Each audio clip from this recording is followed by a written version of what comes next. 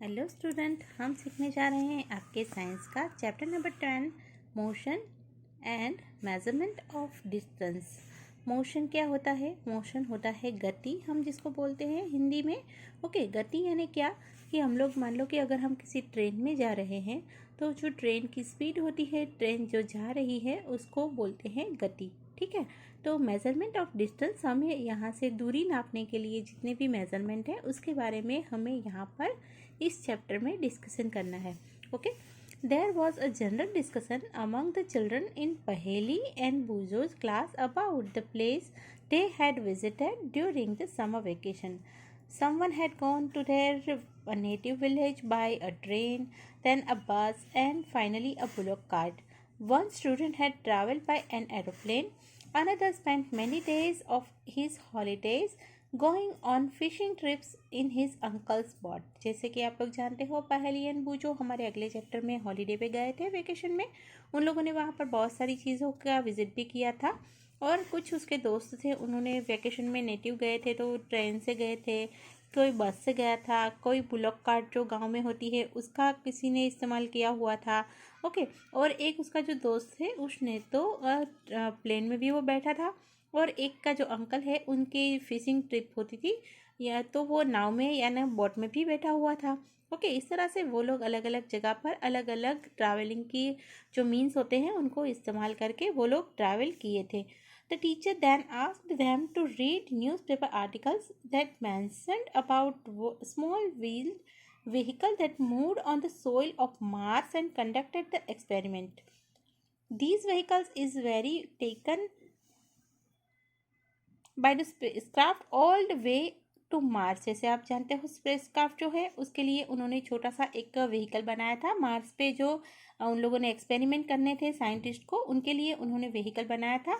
उसके छोटे छोटे व्हील थे और वो मार्स की जो सरफेस है उसकी सॉइल पे वो चल रहा था, और वहाँ से जो उनके सारे जो इकट्ठा करने थे उसको, जो भी उसके नमूने जो इकट्ठे करने थे वो वहाँ से वो ले रहा था। Meanwhile Paheli had been reading stories about ancient India and wanted to know how people traveled from one place to another in earlier times. जैसे कि आप जानते हो जब तक व्हील की खोज नहीं हुई थी तब तक हमारे जो लोग थे पहले वो ट्रांसपोर्टिंग के लिए एक जगह से दूसरी जगह जाने के लिए किसका इस्तेमाल करते थे? या तो फिर वो चल के जाते थे या तो फिर वो किसी भी एनिमल का इस्तेमाल करते थे, है ना। तो यहाँ पर हम लोग क्या सुनेंगे? Story of transport. एक जगह से दूसरी जगह जाने का जो ज़रिया होता है उसको बोलते हैं ट्रांसपोर्ट। यहाँ पर हम उसकी स्टोरी सुनेंगे। Long ago people did not have any means of transport. They used to move only on foot and carry goods on their backs. Later on they began to use animal for transportation. पहले जब किसी को पता नहीं था कि animal का भी इस्तेमाल करना चाहिए तो वो लोग खुद से चल के कहीं पर जाया करते थे, अपनी पीठ पे बोझा ढो के एक जगह से दूसरी जगह वो लोग ट्रैवलिंग किया करते थे। फिर धीरे धीरे किसका इस्तेमाल शुरू हुआ? एनिमल्स का। For transportation through water routes boats were used from ancient times. To begin with, boats with very simple logs of wood in which hollow cavity could be made. जब पहले किसी को नाव बनाने का पता नहीं था तो वो लोग क्या करते थे? दो जो बड़े बड़े लोग होते थे, लोग यानी कि बड़े बड़े लकड़ी के टुकड़े, उनको एक दूसरे से गांठ बांध के इसका इस्तेमाल करते थे वो लोग कि नाव की तरह एक जगह से दूसरी जगह, जब वो पानी के रास्ते से या तो फिर रिवर के रास्ते से कहीं पर जाते थे तब। Later, people learned to put together different pieces of wood and give shapes to the boat. जिस तरह से आप लोगों ने देखा, पीपल जो लोग थे उन्होंने सीखा कि लकड़ी के दो टुकड़ों को एक साथ जोड़ के उसकी बोट के जैसा। These shapes limited the shapes of animal living in water. Recall our discussion. This streamlined shape of fish in the chapter 8 and 9। जैसे कि आपने देखा फिश का या शेप किस तरह से होता है, इस तरह से। उसका जो आगे का मुंह का शेप होता है वो इस तरह से होता है, जिसको बोलते हैं स्ट्रीमलाइंड शेप। ओके, सो इस तरह से फिश का जो शेप है उसी तरह से हमारी जो बोट वगैरह है, आपने देखा इस शिप में इसका भी किस तरह से, इसका जो आगे का जो है वो इस तरह से बनाया ताकि वो अच्छे से मूव कर सके, अच्छे से आगे जा सके, इसलिए उन्होंने फिश के जैसा इसका शेप बनाया। Invention of the wheel made a great change in modes of transport. जिस तरह से व्हील का इस्तेमाल हुआ, व्हील का जो इजाद हुआ, उसकी वजह से ट्रांसपोर्टिंग जो थे उनमें बहुत ज़्यादा सुधार आया। The design of wheel was improved over the thousands of years. Animals were used to pull cart and moved on wheel. जिस तरह से आपने देखा होगा, आप किसी भी ट्रॉली बैग आपने देखी होगी, घर में ट्रॉली वाली बैग होगी ना जिसमें व्हील लगे होंगे, अगर आप उसको ऐसे ही उठाओ तो आपसे आसानी से नहीं उठ सकती, बट अगर आप उसको व्हील पे खींचो, पुल करना यानी कि खींचना, अगर आप उसको खींचोगे तो आपको आसानी से एक जगह से दूसरी जगह पर उसको ले जा सकते हो।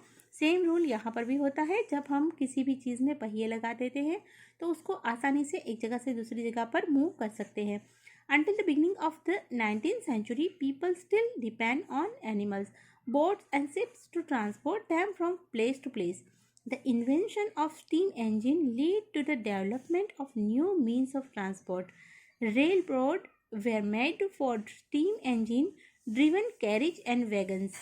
जैसे ही आपने देखा धीरे धीरे पहिए का इजाद हुआ, पहिए का शोध हुआ, देन उसके बाद उन लोगों ने शिप और बोट में भी थोड़े थोड़े जो चेंजेस थे वो किए, और फिर धीरे धीरे करके स्टीम इंजन का इन्वेंशन हुआ। जिस तरह से स्टीम इंजन का इन्वेंशन हुआ, उसी तरह से जो ट्रांसपोर्टिंग थी वो बहुत ज़्यादा इस्तेमाल होने लगी। रेल रोड बनने लगे। जैसे आप जानते हो, रेल जो होती है, ट्रेन जो होती है, उसके लिए स्पेशल पटरी चाहिए, ट्रैक चाहिए। ओके, तो धीरे धीरे पटरी भी बनने लगी, और वो स्टीम इंजन था, उसकी वजह से अभी तो आप लोगों ने देखा होगा कि इलेक्ट्रिक इंजन आ चुका है ना, और मेट्रो रेल भी आ रही है, तो बहुत सारा चेंजेस इसमें हुआ है। बट जब स्टीम इंजन था तो उसको कैरिज और वैगन्स, कैरिज यानी कि जो मालगाड़ी होती है वो, और वैगन्स जो बड़े बड़े खुले जिसमें कोयला वगैरह जाता है, वो सारा एक जगह से दूसरी जगह पर ले जाने में बहुत ही आसानी हुई जब ट्रेन का इजाद हुआ तब।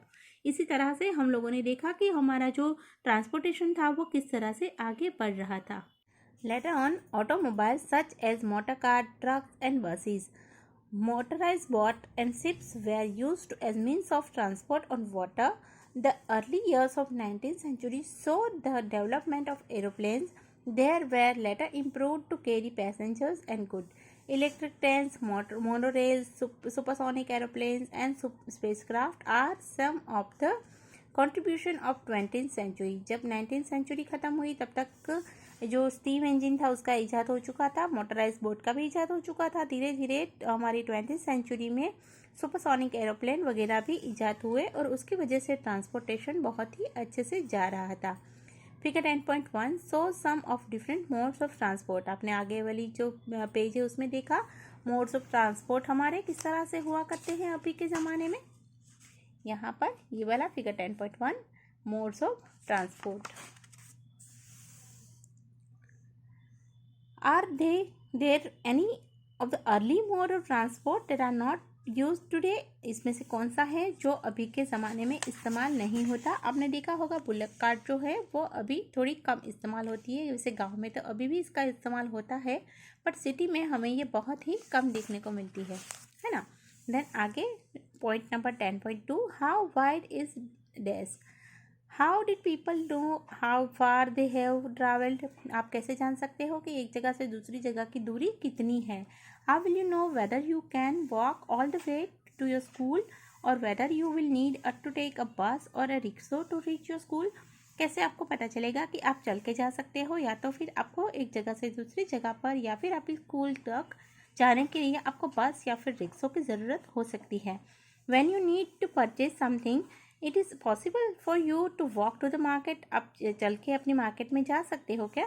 How will you know the answer to this questions. आपको इस सारे सवालों के जवाब कैसे मिलेंगे, किस तरह से आप पता लगा पाओगे कि आप कहीं पर चल के जा सकते हो कि नहीं।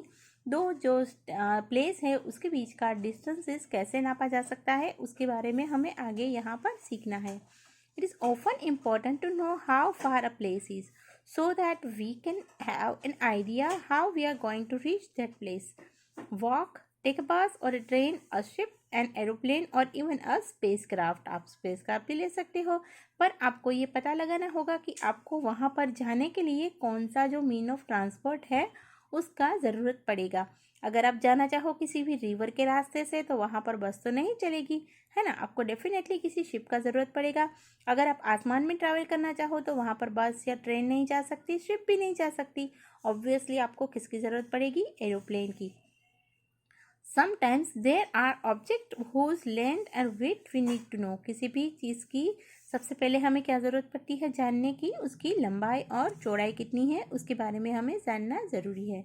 इन Paheli and Boojho classroom there are large desk which are to be shared by 2 student. जैसे हमारे क्लासरूम में भी है, बड़ी बड़ी डेस्क होती है बैठने के लिए, तो हम लोग 2 स्टूडेंट के बीच में उसको बैठने के लिए बोल देते हैं, है ना।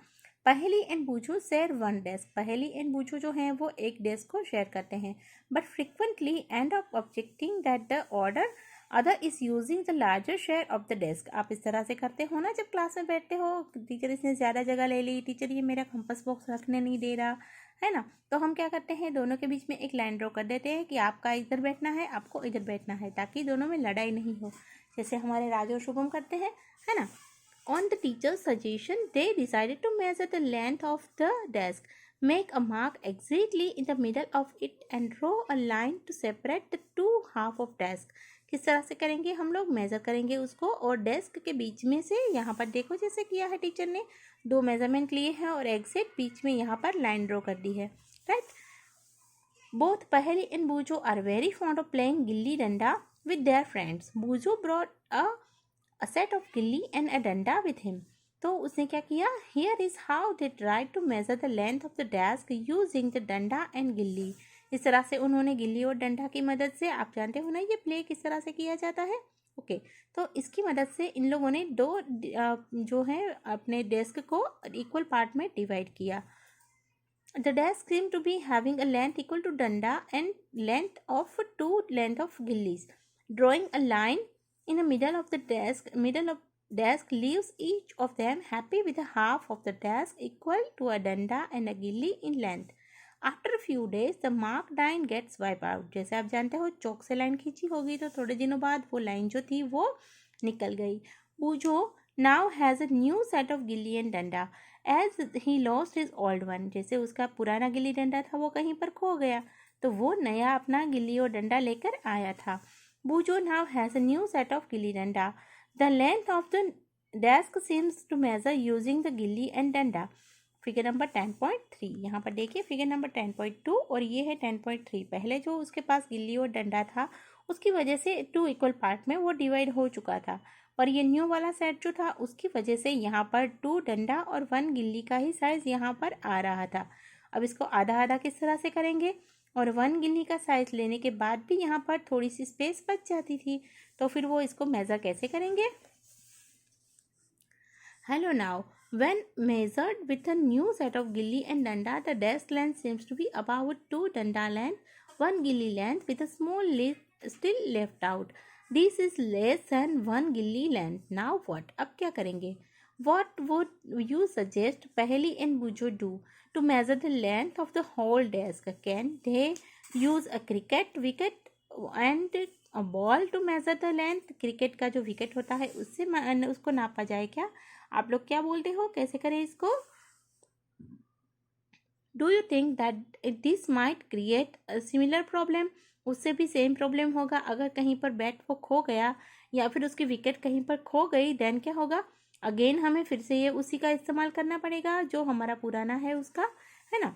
1 thing they could do to take a small length of string and mark 2 point on it। क्या कर सकते हैं वो लोग, एक स्ट्रिंग ले सकते हैं, एक डोरी ले सकते हैं और उससे जो उसका जो लेंथ है उसको नाप सकते हैं। This will be a string length. They can measure the width of desk in string length. यहाँ पर देखिए फिगर में बताया हुआ है, डोरी को ले सकते हैं हम लोग, स्ट्रिंग को ले सकते हैं, यहाँ से यहाँ तक उसका नाप ले सकते हैं एंड देन उसको 2 इक्वल पार्ट में डिवाइड कर देंगे।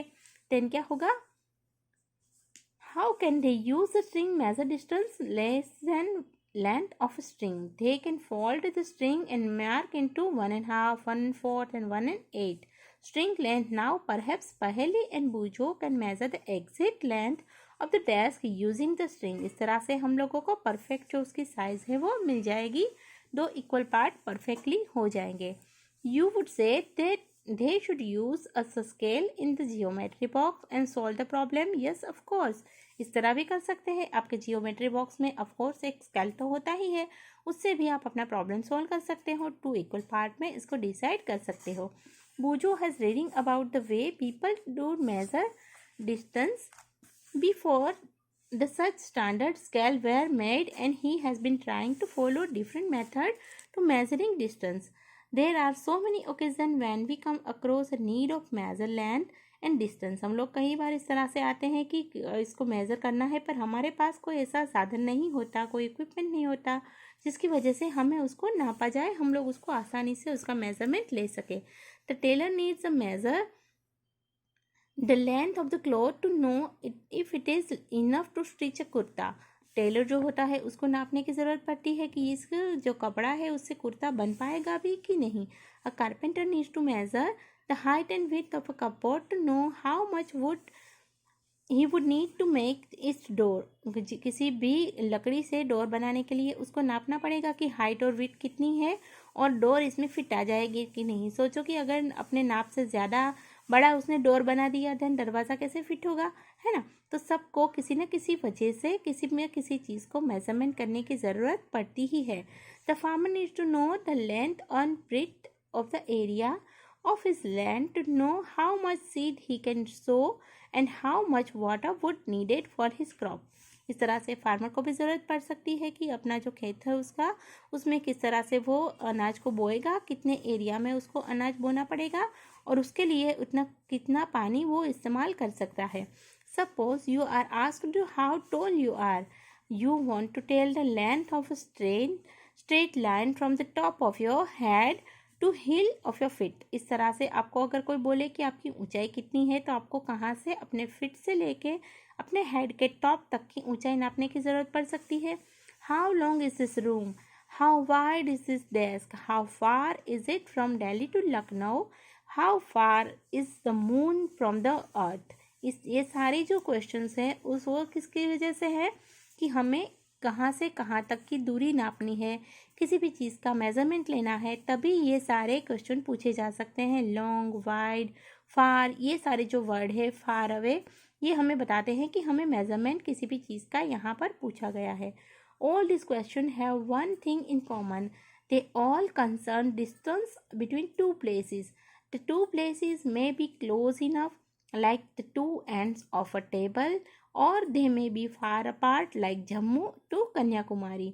इस तरह से बहुत ज़्यादा दूरी भी हो सकती है जैसे जम्मू टू कन्याकुमारी, या तो फिर मून टू अर्थ, या तो फिर वो छोटी सी जगह भी हो सकती है कि आपका स्कूल का जो डेस्क है या तो फिर टेबल है उसकी कितनी लंबाई है या फिर वो कितना एक दूसरे से डिस्टेंस में है. इसी वजह से let us do a few measurements to see what exactly we need to do when we measure a distance or length. यहाँ पर हमें एक एक्टिविटी दी गई है पर हमारा यहाँ का वीडियो हम लोग यहीं पर करते हैं. आगे का पार्ट हम लोग अपने अगले वाले सेशन में करेंगे. Okay, so and for now